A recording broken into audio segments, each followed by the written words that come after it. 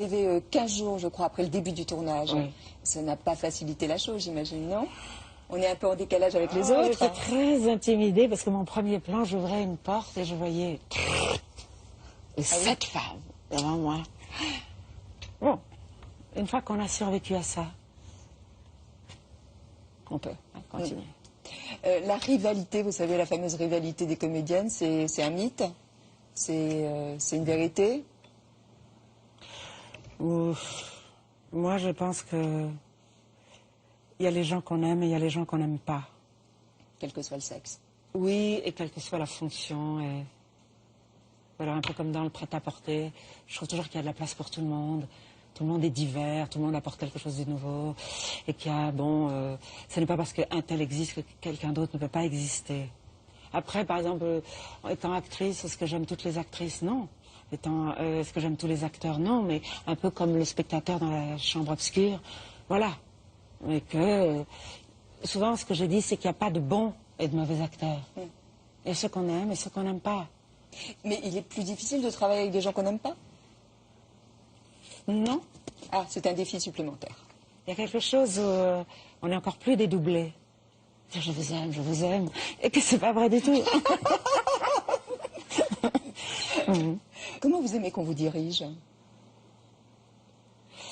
J'aime bien qu'on me dirige sans m'apprendre à penser. J'aime beaucoup les personnes pragmatiques, finalement. Parce que c'est rassurant. Pragmatique, c'est tu es rentré trop vite, tu as marché trop lentement, tu as parlé trop haut, tu as parlé trop bas. Mais pas dans l'intention. Non. Et que finalement, au théâtre comme au cinéma, voilà, c'est très concret. Et qu'après, s'il y a un rôle avec des répliques, et puis le regard de l'autre, tout ça après, mais qu'en effet, s'il fallait parler plus haut, ou avoir une voix plus claire, ou plus sombre, ça, ce n'est que le tiers, le metteur en scène, qui voit ça. Oh, il y a un metteur en scène qui est assez incroyable par sa façon de diriger les actrices, et notamment vous, c'est Claude Lelouch. Claude Lelouch, et c'était, regardez cet extrait, c'était dans Roman de gare, et vous tourniez en plein air. Voilà, Fanny Ardant, bienvenue sur ce plateau. J'ai pensé à Hitchcock. Oui, la scène sur la corniche au-dessus de Monte-Carlo, avec voilà, la scène entre Grace Kelly et Gary Grant. Oui. Alors là, cette fois, je vais être avec vous, à côté, comme ça, on va refaire la scène en gros plan. Je suis une femme fatale, vous savez, je vous fais pas peur. Je suis une femme fatale, vous savez. Je ne vous fais pas peur. Vous savez, rencontrer quelqu'un, c'est toujours une récompense ou une punition. Vous savez, rencontrer quelqu'un, c'est toujours ou une récompense, ou une punition. Coupé, voilà tout. Voilà, formidable, hein. C'était magnifique. Mais c'est formidable qu'une femme qui dise j'ai laissé que des mauvais souvenirs. Ouais. Oui, c'est formidable. Elle fait le. En général, on dit le contraire. Hein. Oui. Je suis une femme formidable. Mais comment on prépare son rôle quand on ne connaît pas son texte et les dialogues? Il y a toujours une sorte d'adrénaline. Et que finalement, peut-être qu'on pense toujours trop. Il est le seul, Claude Lelouch, à procéder ainsi? Je crois qu'avec lui que je tournais comme ça. Peut-être aussi avec Claude Berry.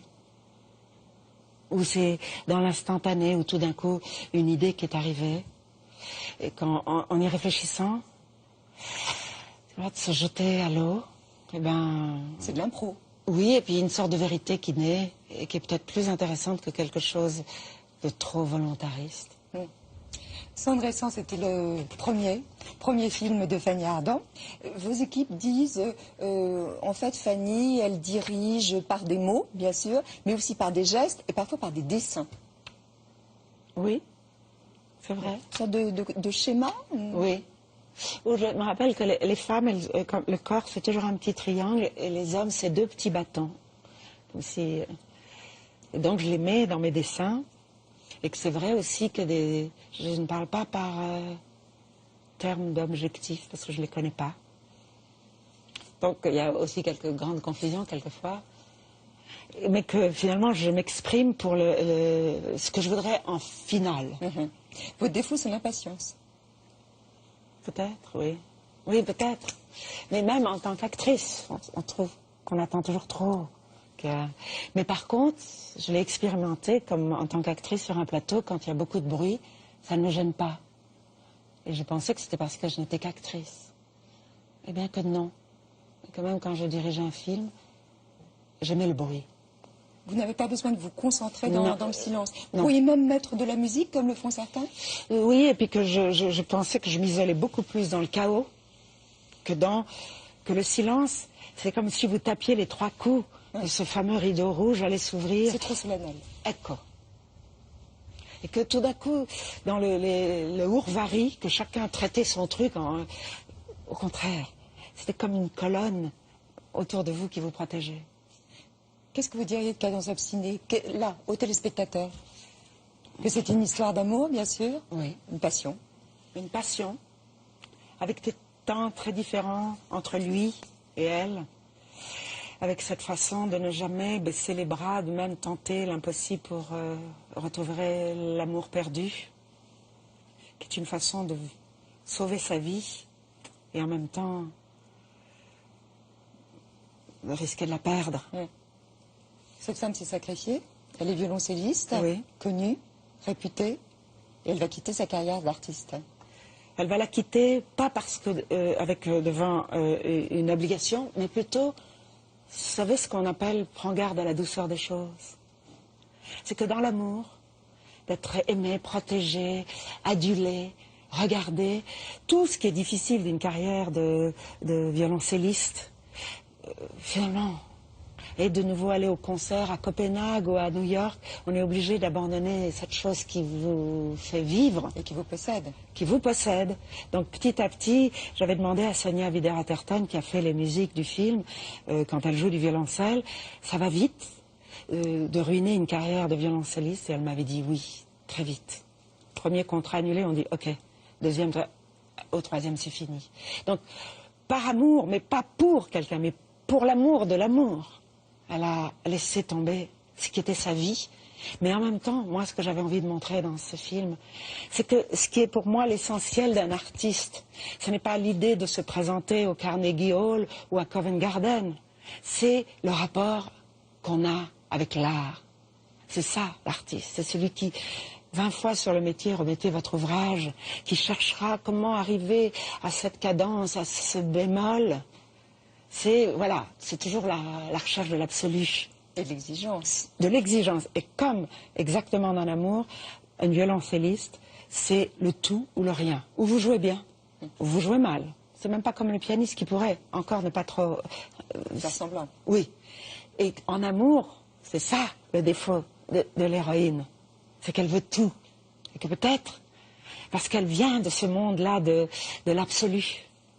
On regarde la bande-annonce.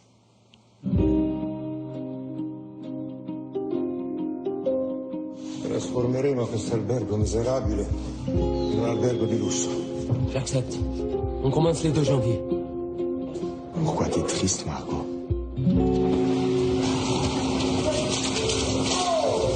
Ça n'a rien à foutre de ce que je fais. Toi non plus. Mais toi, tu ne fais rien. T'es qu'une hystérique. Qu'est-ce que tu as fait toutes ces années? J'ai aimé. Alors? Tu m'aimes plus? Tu ne suis plus aimé. Che mi casci. Lo so cosa significa perdere le proprie illusioni. Ne t'éteins pas. Tu ne sais pas pour qui tu es une lumière. Pourquoi avant je t'énervais pas? Sors! Vois des amis! Fais quelque chose, occupe-toi! Je m'en fous de m'occuper. J'étouffe. Je veux vivre. On en est combien aujourd'hui?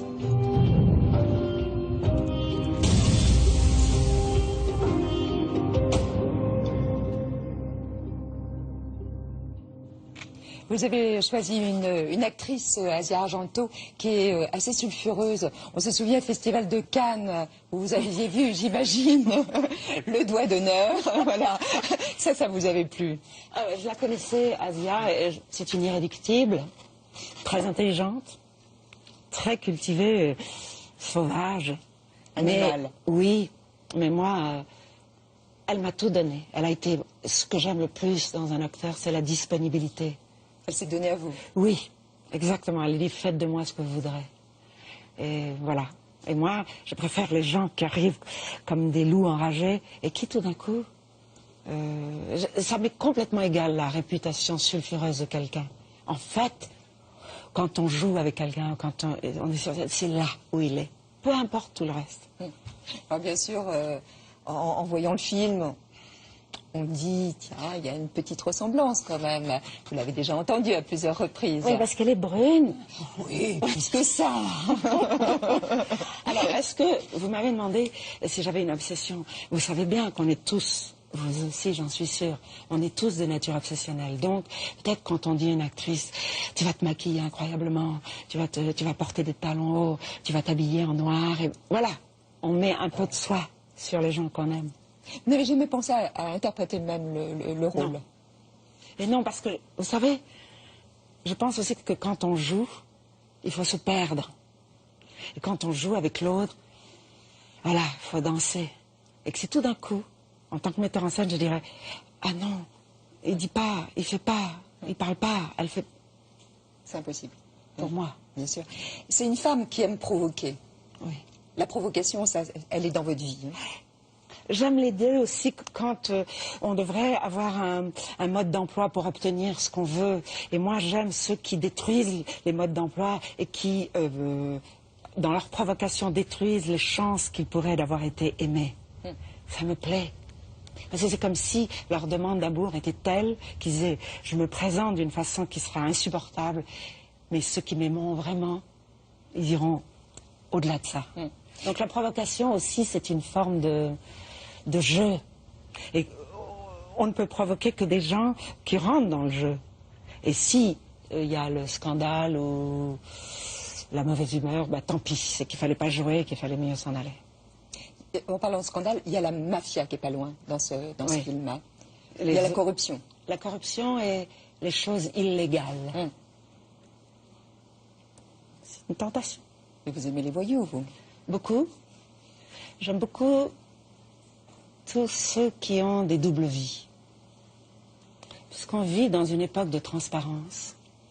Plus quelqu'un a une vie cachée et une double vie, et plus il me plaît. Même en transgressant les lois. Encore plus.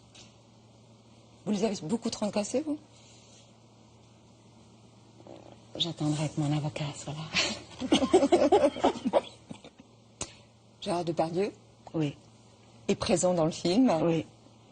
Il m'avait dit, je voudrais jouer un petit rôle dans ton film, et j'avais dit non, pas d'argent et tout. Il dit, lui, il est venu avec sa générosité, qui est lui. Et il s'est trouvé que j'avais écrit un rôle de prêtre qui s'appelait Villedieu. Et je lui ai dit, est-ce que tu ferais le rôle d'un prêtre? Il m'a dit, il est venu. Il a mis sa soutane et il a joué. Vous n'avez pas de costume à essayer? Non, et surtout, je me souviens que quand il est parti, de la mélancolie, c'était comme un soleil. Vous savez, c'est comme si vous avez cette maison, vous habitez cette maison, mais cet arbre, quand vous sortez, voilà. Mais c'était un magnifique cadeau. Et Vous aimez toujours ces excès? beaucoup. Quels qu'ils soient? Ah ben, quand on aime quelqu'un, pour On le le prend- meilleur et on pour le prend le en pire. entier. Oui, oui, oui. C'est très important qu'il soit comme ça. Il y a Mika. Si, vous l'avez Aussi. reconnu? Ben, bien sûr, le pianiste. Oui. Alors là, c'est amusant parce que, bien sûr, vous avez participé à son clip, comme chacun sait. Et puis, il a ce petit rôle dans ce film. On s'est amusé à retrouver le clip.